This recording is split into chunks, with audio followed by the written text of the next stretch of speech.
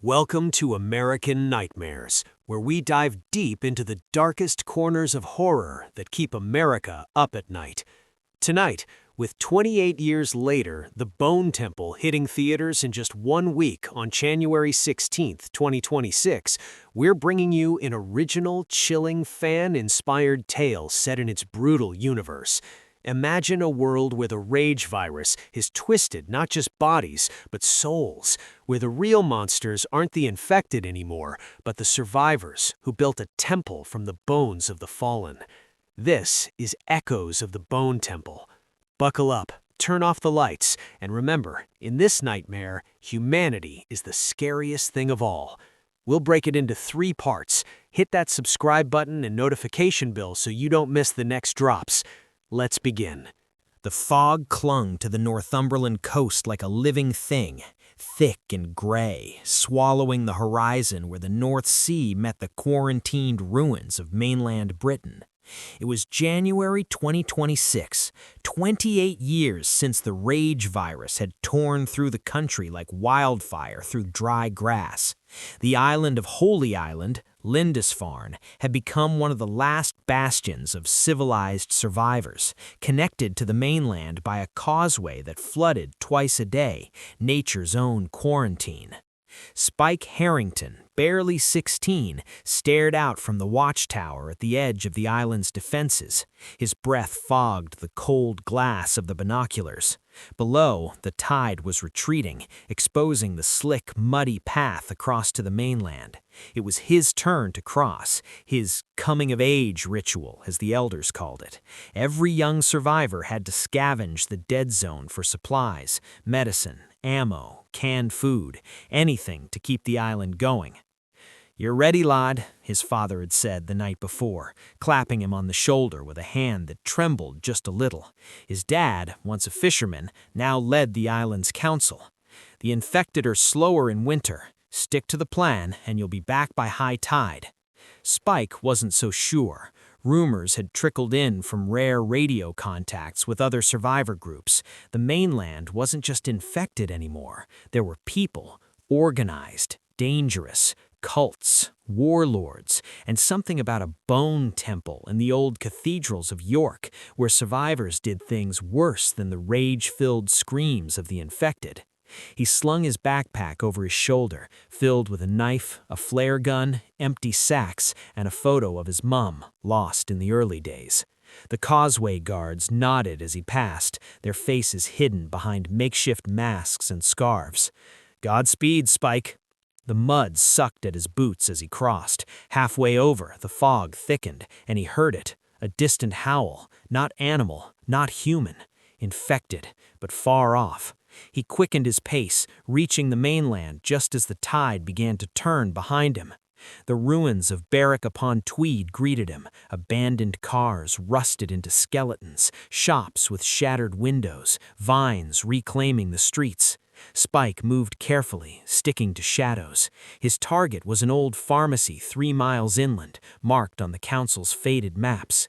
Hours passed. He scavenged quietly. Painkillers, antibiotics, bandages, enough to make the trip worth it. But as dusk fell, the cold bit deeper, and he needed shelter. An old church loomed ahead, its steeple cracked but standing, perfect for the night. Inside, the air smelled of dust and decay, pews overturned, stained glass shattered into rainbows on the floor. Spike set up in the vestry, barricading the door with a heavy oak bench. He ate cold beans from a can, listening to the wind howl outside. That's when he heard voices. Human voices. He froze, knife in hand. Peering through a crack in the door, he saw them, a group of 5, clad in patchwork armor made from leather and bone. Actual bone, polished white. They carried rifles, but also spears tipped with sharpened femurs. Their leader, a tall man with a shaved head and tattoos covering his face, wore a necklace of teeth. "Jimmies," Spike whispered to himself. He'd heard the whispers, followers of Sir Jimmy Crystal, a survivor who'd built an empire in the north. They called themselves the Jimmies, twisted devotion to their leader. They were dragging something. A body? No, alive, a woman bound and gagged, struggling weakly. "We offer her to the temple," the leader intoned, voice echoing in the nave. "The bones will welcome her. Sir Jimmy will smile." Spike's heart pounded. He could slip out the back, run into the night, but the woman, she looked about his mum's age, and if he left her, what kind of survivor was he? Stupid bravery won. He waited until they settled for the night, posting one guard. Creeping through the shadows, he slit the guard's throat quietly. First kill, blood hot on his hands. The other slept soundly, exhausted. He freed the woman. "Run," he whispered, "north, to the coast, Holy Island." But as they fled into the fog, alarms rose, shouts, gunfire. Spike ran, the woman beside him, but she was weak, slowing him. Infected howls joined the chase, drawn to the noise. They burst into a clearing, an old graveyard, and there, in the distance, silhouetted against the moon, a massive structure, a spire of bones, thousands of them, stacked and bound into a grotesque cathedral, the Bone Temple. Torches flickered around it, hundreds of Jimmies. They were surrounded. The leader from the church emerged, smiling. "Young one, you've brought us a gift. Sir Jimmy will be pleased." Spike raised his flare gun, firing into the sky. Red light bloomed, but no rescue came. They dragged him toward the temple, the woman screaming. As the gates, made from rib cages, creaked open, Spike saw him, Sir Jimmy Crystal, seated on a throne of skulls, eyes gleaming with mad devotion. "Welcome," Jimmy said, voice smooth as silk, "to salvation. The nightmare is just beginning. What horrors await inside the Bone Temple? Drop your theories in the comments and smash like if you're hooked." Inside the Bone Temple, the air was thick with incense and rot. The structure wasn't just decorated with bones, it was built from them. Walls of femurs interlocked like bricks, skulls embedded as lanterns, their eye sockets holding flickering candles. The Jimmies chanted softly, a low hum that vibrated through Spike's bones as they marched him down the central aisle. Sir Jimmy Crystal stood, tall and charismatic, his face unmarred except for a single scar across his cheek. He wore robes fashioned from cured skin, human or infected, Spike couldn't tell. In his hand, a staff topped with a vertebrae crown. "The boy from the island," Jimmy said, circling Spike like a predator. "Holy Island, quarantined fools hiding behind tides and prayers. You've come to us. The bones called you." Spike spat blood from a split lip. "Let the woman go. She's got nothing to do with this." Jimmy laughed, a sound that echoed off the bone walls. "Everything has to do with this. The rage took our world, but it gave us truth. The infected are pure, rage without guilt. We honor them by becoming stronger. The weak feed the temple." He gestured, and attendants dragged the woman forward. She was stripped, painted with blood runes. "She will join the foundation. Her bones will strengthen us against the evolved ones." Evolved? Spike's mind raced. Rumors of infected changing, smarter, stronger. But Jimmy turned to Spike. "You, though, you're young, strong, you'll be inducted." They threw him into a cell, a cage of tibias and fibulas deep in the temple's undercroft. Days blurred. They fed him scraps, but also strange herbs that made his mind fuzzy, visions of running infected dancing in his head. He met others, captives like the woman, executed on the second night, her screams echoing as they harvested her, and new inductees. One, a girl named Erin, whispered through the bars, "Jimmy saved me from a horde, but this is madness. They sacrifice to appease the rage, say it keeps the evolved infected away." Spike learned the Jimmy's creed. Sir Jimmy had survived the initial outbreak, hiding in a church. When infected breached, he killed them bare-handed, using their bones as weapons. He believed the virus was evolution, humanity's weakness purged. The temple was a monument, a ritual site where sacrifices fed the bones, warding off worse threats. But Spike saw cracks. Some Jimmies whispered dissent, others bore bite marks. Healed? Impossible. One night, during a ritual, they brought Spike to the altar. Jimmy anointed him with blood. "Drink the rage," he commanded, offering a chalice of dark fluid, infected blood, diluted. Spike refused. They beat him. But in the chaos, Aaron slipped him a shard of bone, sharp as a knife. That night, alarms wailed, howls closer than ever. The evolved had come. Massive infected, larger, with elongated limbs and intelligent eyes, breached the outer walls. Not mindless, they coordinated, flanking guards. Panic spread. Jimmy rallied his Jimmies. The bones have failed. More sacrifices. Spike escaped his cell in the melee, finding Aaron. Together, they ran deeper into the temple, seeking an exit. They stumbled upon the heart, a chamber where Dr. Ian Kelson, a name Spike recognized from island radio broadcasts, the scientist from the old world, rumored captured. Kelson looked up, eyes sharp despite captivity. "You, boy, you're not one of them." Spike freed him. "What's happening?" Kelson coughed. "Jimmy's experiments. He's been exposing people, trying to control the virus, create hybrids, but it backfired.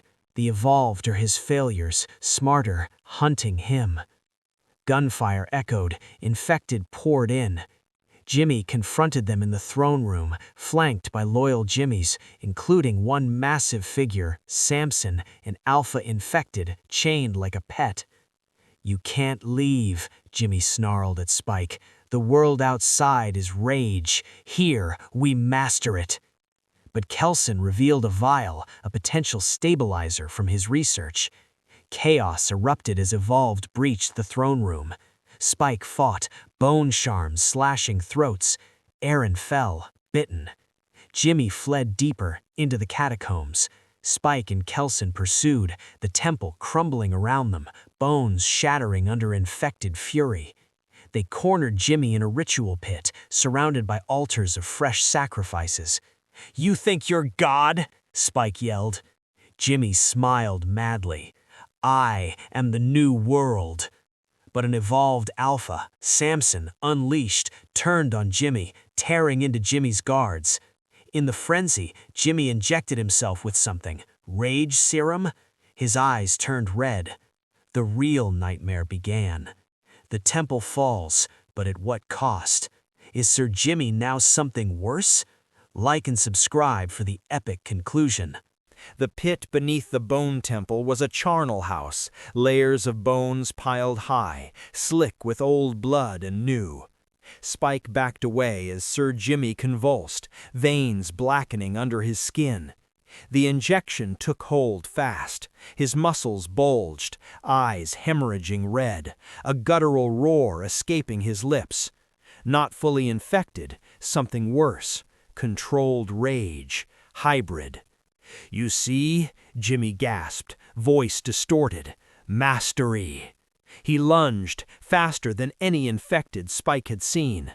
Kelson shoved Spike aside, taking the blow, Jimmy's fist cracking ribs. Spike stabbed with the bone shard, but Jimmy shrugged it off, grabbing him by the throat. Kelson, bleeding, smashed the vial. A prototype cure? No, stabilizer, into Jimmy's neck. Jimmy screamed, body warring within. The evolved alphas circled, sensing weakness.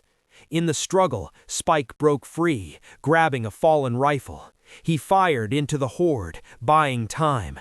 Kelson whispered, "The stabilizer. It could change everything, but unfinished." Jimmy rose, half man, half monster. "Join me or die weak." Spike shot him, in the leg, non-lethal. "You're the weak one, hiding behind bones." The temple shook, structural collapse from the battle above. Bones rained down. Kelson and Spike fled upward, Jimmy pursuing, limping but relentless. They emerged into the nave, now a battlefield. Jimmy's dead or turned, evolved, feasting. Outside, dawn broke, fog lifting. In the distance, boats?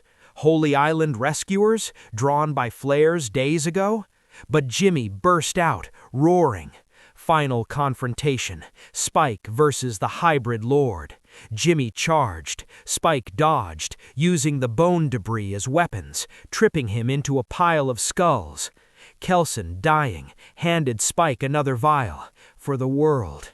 Spike injected Jimmy again, overdose. Jimmy writhed, humanity flickering back. What have I? Then rage won. He attacked wildly. Spike ended it, shot to the head. The evolved scattered as sunlight hit, disorienting them. Kelson died in Spike's arms.